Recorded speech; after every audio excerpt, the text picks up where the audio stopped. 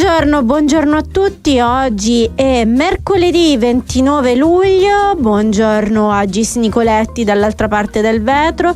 Buongiorno a tutti voi. Io sono Valentina Castellaneta e vi ricordo che ci potete seguire in TV su Taranto TV al canale 94, in radio su Radio Cittadella sui 96.5 FM. Ci potete seguire in streaming sui nostri siti, sul DAB+, insomma un sacco di roba. Allora, oggi parliamo di Ilva. Non potremmo non parlare di ex Ilva. Ieri il vertice con i sindacati a Palazzo Chigi, un vertice che in realtà era già stato chiesto a gran voce dalle sigle sindacali, che però è stato un po' esacerbato dalla sentenza del Tribunale di Milano, che di fatto pone 90 giorni per la chiusura dell'area a caldo.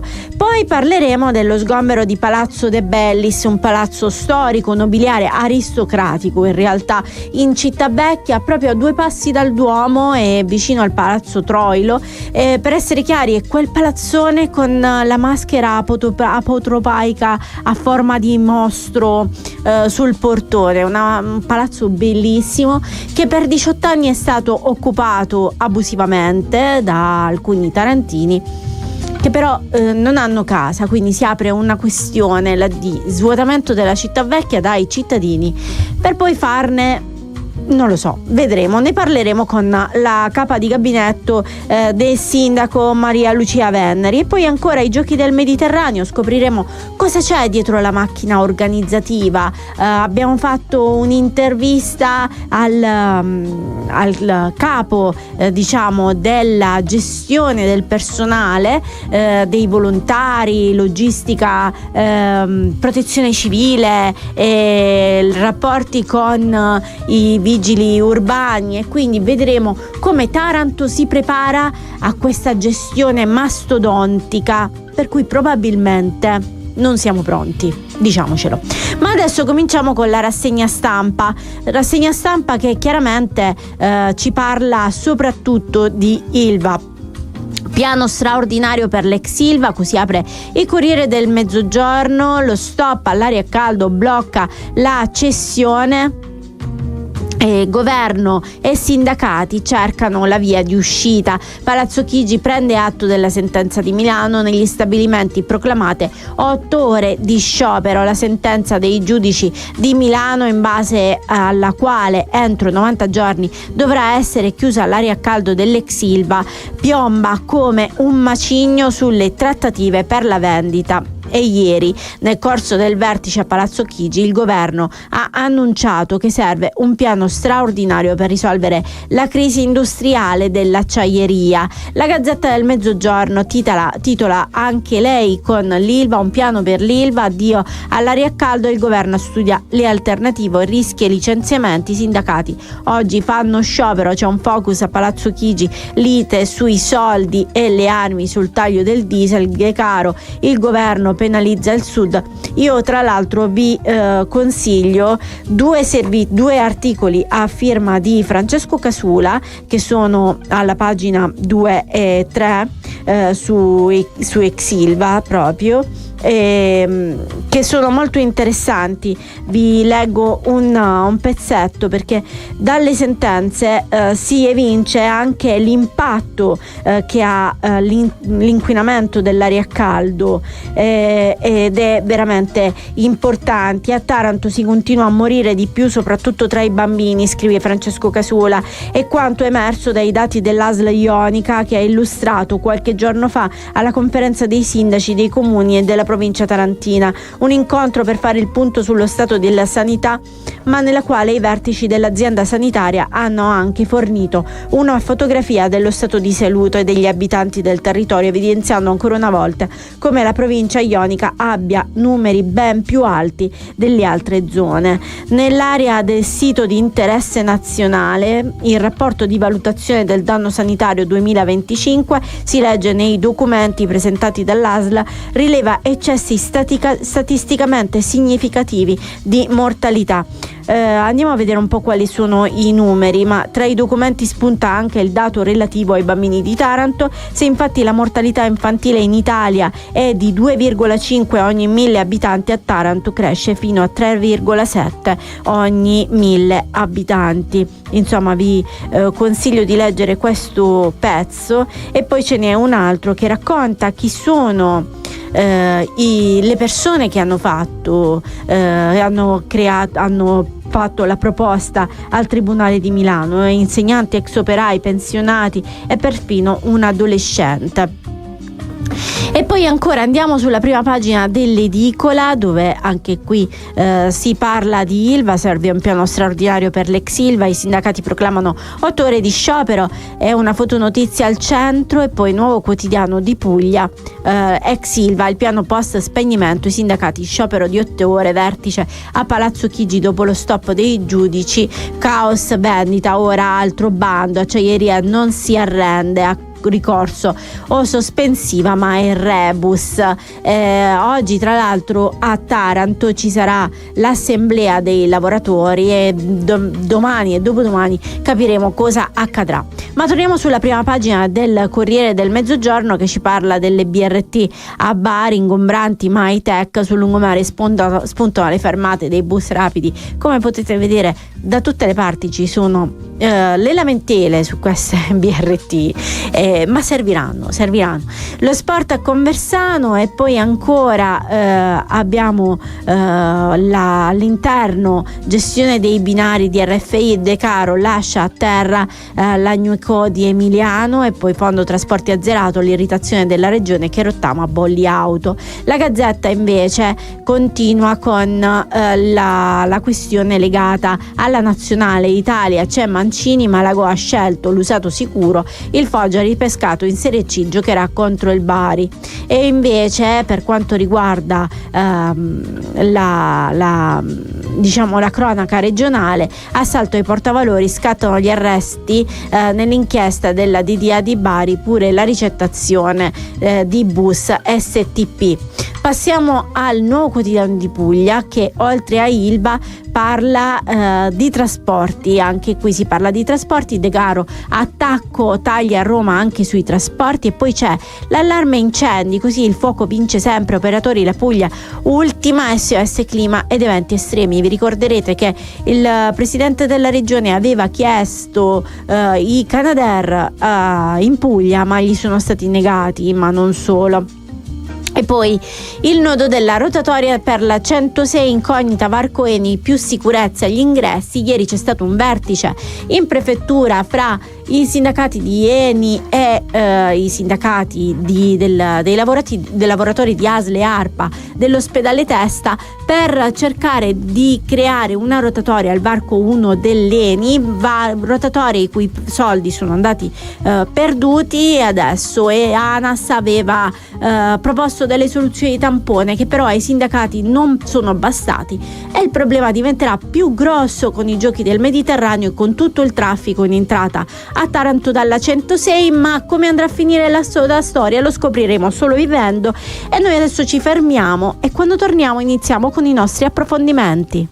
Il nostro Vamos alla Playa, questo era Lucio Dalla con Attenti al Lupo, un bellissimo pezzo. Ben ritrovati in diretta su Radio Cittadella e Cittadella TV, Taranto TV. Torniamo a parlare dell'avvertenza ex Ilva all'indomani del caldissimo vertice che si è tenuto ieri a Palazzo Chigi tra governo e sindacati, un incontro che si era tenuto perché era richiesto a gran voce dalle sigle dei lavoratori, ma che, va ricordato, era stato fissato prima della pesante sentenza del Tribunale di Milano. I sindacati sentivano la necessità di accorpare tutti i ministeri che dovevano curare l'avvertenza, non bastava più soltanto il Mimit, però la sentenza di Milano ha un po' cambiato le carte in tavola. Dall'incontro è arrivato la conferma di uno sciopero di 8 ore proclamato dalle sigle, la proposta del governo di un tavolo tecnico da martedì con Regione e comune. Noi, per capire cosa sta succedendo sul campo e soprattutto cosa sta accadendo a Taranto, abbiamo in collegamento Pasquale Caniglia, segretario provinciale della FIOM CGIL di Taranto. Buongiorno Caniglia, grazie per essere con noi. Buongiorno a voi, grazie per l'invito. Partiamo dalle premesse. Voi avevate chiesto con forza questo tavolo a Palazzo Chigi, ma è stata stravolta un po' diciamo le vostre richieste, almeno il dibattito è stato stravolto dalla Corte d'Appello di Milano. Con che clima vi siete seduti ad affrontare il discorso col sottosegretario Mantovano? Sì, ieri fondamentalmente ci aspettavamo un altro tipo di incontro, chiaramente. Poi la sera prima è arrivata la sentenza della Corte d'Appello di Milano che ha un po' stravolto quelli che erano gli equilibri e le prospettive rispetto all'incontro. Ossia, purtroppo abbiamo assistito poi all'ennesimo scaricabarile, scarica responsabilità da parte sia del Ministero nei confronti, diciamo, della magistratura rispetto a quella che è appunto la sentenza della Corte d'Appello di Milano. Ieri abbiamo appreso dal governo che era in via di definizione il bando di vendita. Chiaramente lo abbiamo appreso ieri perché, come veniva ricordato, abbiamo comunque inseguito Palazzo Chigi nel corso degli anni con richieste di incontro per conoscere il piano industriale, fino a anche minacciare l'autoconvocazione, proprio perché non c'erano risposte. E ieri invece abbiamo appreso che il bando di gara era, diciamo, quasi in via definitiva per terminare, ma non si può fare più nulla perché è arrivata la sentenza della Corte d'Appello che chiaramente c'è il termine perentorio di 90 giorni rispetto alla questione dell'amianto, e quindi sostanzialmente siamo arrivati a un punto di non ritorno. Quindi, anche se diciamo, Jindal sembra che abbia detto di essere comunque interessato, no? Rispetto a Jindal ieri non è emerso nulla, pare però da, diciamo, le informazioni che abbiamo noi che sarebbe comunque interessata a acquisire l'Ilva rispetto poi all'area a freddo e eventualmente a un forno elettrico. È chiaro che quello che abbiamo detto ieri noi, che ora la discussione cambia completamente. Bisogna partire dalle garanzie occupazionali e salariali delle lavoratrici e lavoratori, perché non possono essere quelli che poi pagano, diciamo, le responsabilità di decidere del fatto che il governo ha deciso di non decidere in questi anni. Quindi motivo per cui con i tavoli tecnici che parlavi prima arriveremo con un'iniziativa di mobilitazione che probabilmente faremo una giornata di venerdì, proprio per dare forza e arrivare ai tavoli tecnici con, diciamo, le assemblee fatte con lavoratrici e lavoratori. È chiaro che ora cambia la partita, bisogna parlare innanzitutto delle lavoratrici e lavoratori, del loro salario e di mantenere un'occupazione, dopodiché bisognerà discutere nell'arco di 30 giorni, nel mese di agosto ci siamo dati come termine ultimo, di quello che poi deve essere il futuro industriale dell'ex Ilva. Dal governo si parla di riperimetrare la gara sull'area a freddo e trovare alternative occupazionali per chi rischia il posto con lo spegnimento dell'area a caldo. Il segretario nazionale De Palma della FIOM ha detto il fallimento della gestione, come dicevi, non può essere scaricato sui lavoratori. Per FIOM e per il territorio di Taranto questa impostazione è accettabile o rischia rischia di far cadere molti posti di lavoro, ricadute, diciamo quella macelleria sociale di cui parlate tanto? Cioè è già arrivata?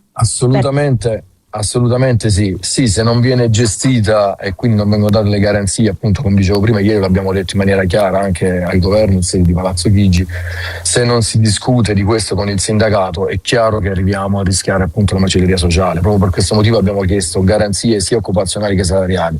Ma ripeto, il tema vero che abbiamo comunque conquistato ieri è rispetto al fatto che proprio in merito, diciamo, alle scelte che potrebbero fatte rispetto anche a rivedere il perimetro del bando di gara, non ci sarà nessuna azione unilaterale da parte o dell'azienda o del governo rispetto a questo se non c'è prima la discussione con le parti sociali. Però è diciamo, un aspetto importante proprio per governare questa transizione. Però c'è una questione legata anche all'inquinamento e all'amianto. Certo, che quello diciamo poi che ci sono i termini appunto perentori della Corte d'Appello, la sentenza della Corte d'Appello di Milano, motivo per cui abbiamo detto che necessariamente bisogna salvaguardare, non possono essere i lavoratori, i cittadini e poi l'intera comunità a pagare quelle che sono state le scelte non fatte in questi 14 anni. Ci sono stati 14 anni di tempo per poter programmare un piano industriale differente, poter ragionare verso una transizione ecologica differente, ma si è deciso di non farlo. Ecco perché abbiamo detto ora non può essere che il prezzo di tutte queste non scelte vengano subite diciamo dalle lavoratrici e dai lavoratori e dai cittadini e dall'intera comunità. Grazie a Pasquale Caniglia, segretario provinciale della FIOM CGIL di Taranto, per essere stato con noi e per averci aiutato a fare un po' di chiarezza. Insomma, cercheremo di capire come va avanti. Grazie a voi. E adesso ci fermiamo, quando torniamo parliamo di Palazzo De Bellis. E questa per la nostra new hit era Bert con Più in alto. Ci piace un sacco sta canzone. Insomma, buongiorno a tutti e bentornati, buongiorno e ben svegliati. Vi ricordo che se avete segnalazioni o ci volete commentare la puntata, potete inviarci un messaggio al 339 680 6868 con un messaggino WhatsApp o un vocale di meno di 20 secondi, oppure inviateci una mail a segnalazioni@cittadellatv.it. Adesso noi andiamo in Città Vecchia perché ieri mattina chi è passato da Via Duomo lo sa, all'altezza di Via Duomo 161 c'è un bellissimo palazzone del Settecento che si chiama Palazzo De Bellis. Palazzo De Bellis da quasi 2 decenni, dal 2006, è occupato. E ieri è arrivato lo sgombero per gli abitanti, per le famiglie che vivono lì. Vediamo che cosa è successo e ascoltiamolo nel servizio. Lo lasciamo qua in giudiziale custodia al comune. Hanno 15 giorni per lasciare Palazzo De Bellis in Via Duomo 161 che hanno occupato ormai 18 anni fa. 15 giorni per chiudere pacchi e portare via i mobili dal bel palazzo del 1700. Un'ordinanza di sgombero che tenta di mettere un punto su una vicenda iniziata quasi 2 decenni fa. La storia di questi inquilini non nasce dal nulla, è la diretta conseguenza dei crolli che devastarono gli stabili tra Via Paesiello e Arco Madonna del Pozzo. Immobili in parte comunale, in parte privati, che crollando resero inagibili anche le case di proprietà delle famiglie del posto, costringendole ad abbandonarle dall'oggi al domani. Fu allora che, da quanto riportano gli occupanti, le istituzioni solo a voce in via provvisoria avrebbero indicato loro di sistemarsi a Palazzo De Bellis in attesa di un'alternativa o dei lavori di ripristino. Lavori che gli occupanti dicono non essere mai stati eseguiti, promesse mai mantenute, dicono. Oggi su alcuni di loro pesano denunce per abusivismo, ma per chi è nato e cresciuto tra questi vicoli, l'isola non è un'opzione, è una seconda pelle. Non vogliono lasciare la città vecchia per essere trasferiti altrove. Di contro, la risposta dei servizi sociali, il ricovero in comunità, viene respinta con fermezza. Una soluzione ritenuta lesiva della propria dignità. Pagare un affitto sul mercato privato, d'altronde, è impossibile per chi non ha risorse economiche. Dall'altra parte della barricata c'è il piano del comune, la ristrutturazione totale di Palazzo De Bellis per trasformarlo in un hub ricreativo per studenti fuori sede e docenti universitari, un progetto di rigenerazione urbana indubbiamente strategico per il rilancio del centro antico. La corsa contro il tempo insomma è partita, ma pretendere di risolvere con un semplice atto di imperio 18 anni di ritardi, omissioni e mancati interventi su Via Paesiello rischia soltanto di scaricare i problemi sull'ultimo anello della catena sociale. E allora quando torniamo ne parleremo con la dottoressa Veneri, capo di gabinetto del sindaco, per capire quali sono i progetti su Palazzo De Bellis e soprattutto che fine faranno queste famiglie. E questo era quel romanticone di Bruno Mars con Risky Doll, quanto è bella sta canzone. Allora noi adesso torniamo a parlare di rigenerazione urbana e di emergenza abitativa a Taranto Vecchia. C'è un conto alla rovescia che è iniziato, 15 giorni per lasciare Palazzo De Bellis, lo storico edificio del Settecento in Via Duomo occupato da ben 18 anni, un'ordinanza di sgombero necessaria per avviare un cantiere da oltre oltre 3 milioni di euro finanziato dalla Regione Puglia e destinato a trasformare lo stabile in una residenza per studenti universitari, docenti e centro culturale.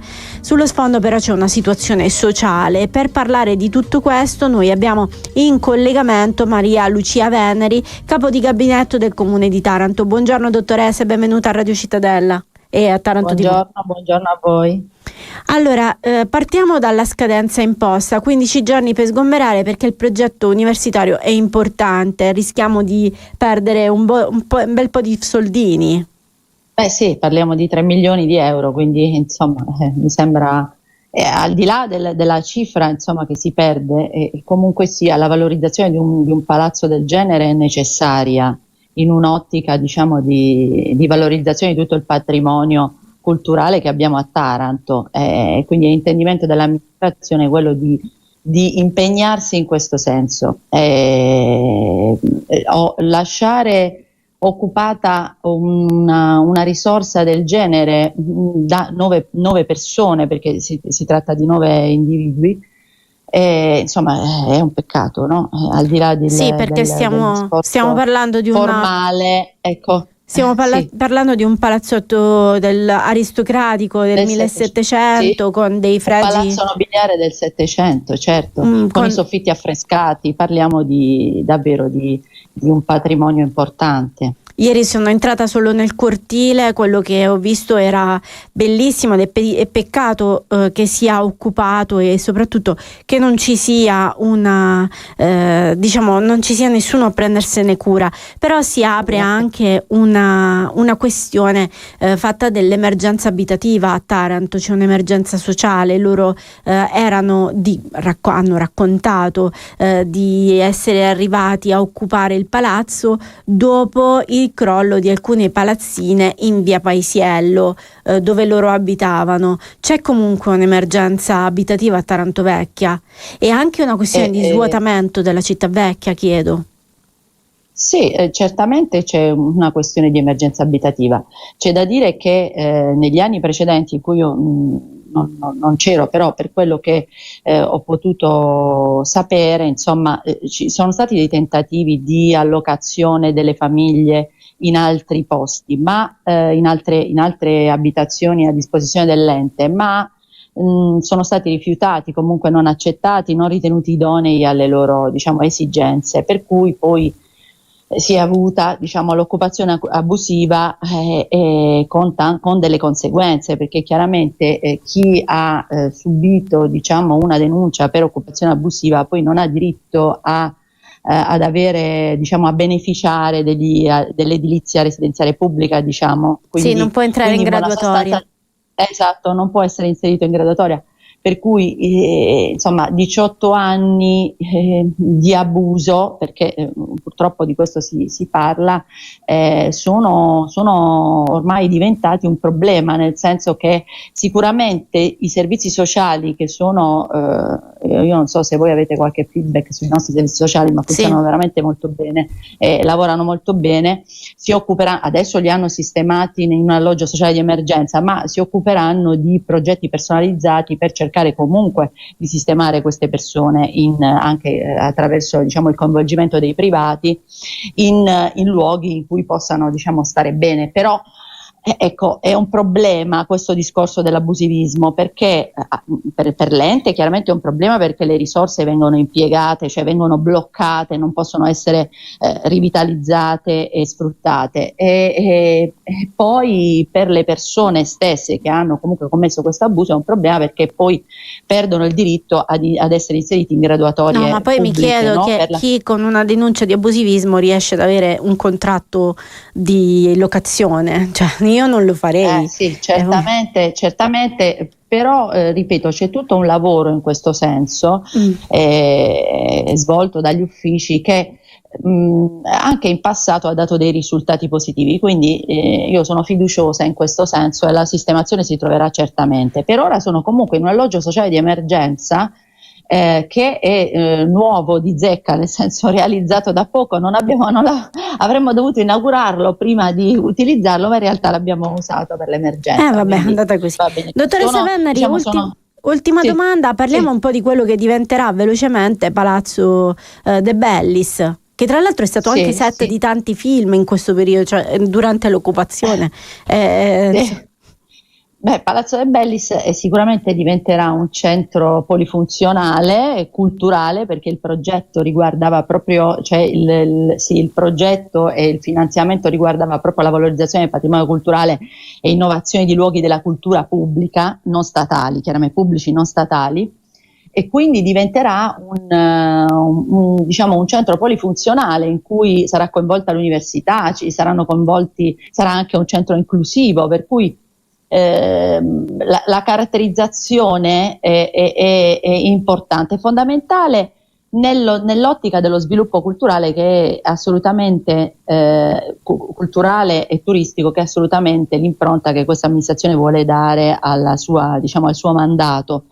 Per cui io spero che questa realizzazione, cioè queste opere si facciano a breve, abbiamo sgomberato proprio per questo, per procedere, perché sarà attrattivo, fortemente attrattivo e un polo di sviluppo in tutti i sensi. E poi per quanto riguarda invece la città vecchia e la sua popolazione, c'è tutto un progetto di housing sociale di cui poi magari parliamo un'altra volta. Sì, assolutamente sì, abbiamo dei progetti già finanziati di housing sociale, si tratterà di realizzarli, ma stiamo lavorando anche in questo senso molto, molto velocemente, quindi a breve avremo anche disponibilità di housing sociale, di alloggi e di strutture destinate ad accogliere le famiglie, le persone. Io ringrazio Maria Lucia Veneri, capo di gabinetto del sindaco, grazie per essere stata con noi. Grazie a voi, grazie, buona giornata. E adesso noi ci fermiamo e quando torniamo parliamo di Giochi del Mediterraneo. E questo era Luca Carboni con le ragazze, un pezzo da qualche estate fa. E allora adesso noi in questo ultimo spazio andiamo a vedere cosa c'è e chi c'è dietro la macchina organizzativa dei Giochi del Mediterraneo. Per farlo abbiamo intervistato Vincenzo Maria Genovese, che si occupa dei volontari, dei rapporti con protezione civile e vigili urbani, per organizzare tutte le venue, quindi tutte le gare. Vediamo che cosa ci ha raccontato.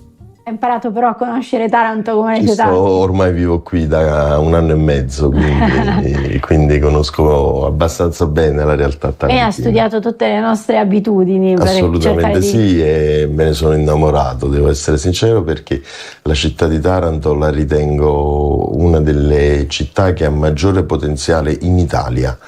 Invito soltanto, appunto, faccio 2 inviti, anzi. Il primo è quello a tutti i ragazzi che vogliono dare una mano alla nostra organizzazione come volontari a candidarsi sul nostro sito. Un appello diretto ai giovani e un richiamo al potenziale inespresso della città, così il comitato organizzatore rilancia la sfida dei Giochi del Mediterraneo, un evento da vivere in prima persona, ma che richiederà alla comunità una prova di maturità e un cambio radicale di abitudini. E invito la città di Taranto ad avere molta pazienza, cercando di valutare bene quello che sta succedendo e non soltanto quelli che sono i disagi che la nostra organizzazione, che i Giochi del Mediterraneo porteranno alla città. Ma i Giochi del Mediterraneo non sono solo questo. L'imponente macchina organizzativa è in moto da 1 anno e mezzo per far sì che in quelle 3 settimane tutto vada come deve andare. Ed è proprio sul campo che la macchina organizzativa muove i suoi primi passi decisivi. La polizia locale è già al lavoro per presiedere gli snodi critici e indirizzare i flussi verso i parcheggi di scambio e mezzi pubblici, affiancata da un esercito di volontari pronti ad accogliere cittadini e visitatori. Siamo oltre 350 persone che lavorano all'interno del comitato organizzatore per preparare